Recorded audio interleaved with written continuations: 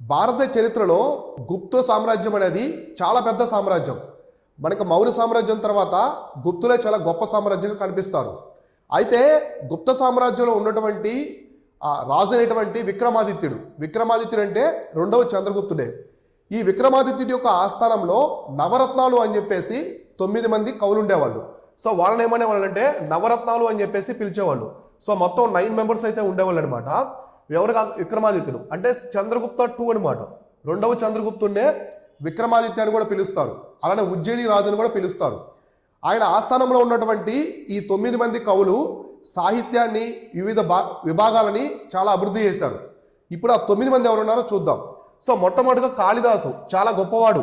ఈ 9 మందిలో చాలా గొప్పవాడు కాళిదాసుకు సంబంధించిన కుమార సంభవము, మేఘ సందేశము ఇలా ఎన్నో ఉంటాయి. విక్రమోరసీమ అని చెప్పేసి అభిజ్ఞాన శాకుంతలము ఎన్నో గ్రంథాలు ఉంటాయి రచించినవి.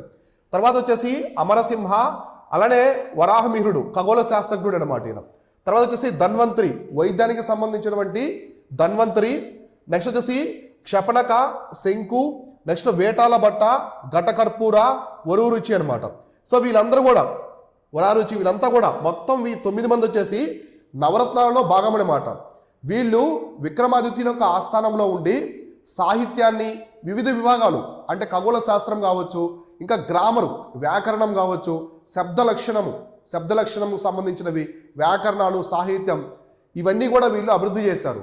అయితే గుప్తుల యొక్క రాజభాష సంస్కృతం కాబట్టి వీళ్ళు సంస్కృత సాహిత్యాన్ని కూడా చాలా గొప్ప స్థాయికి తీసుకెళ్లారు.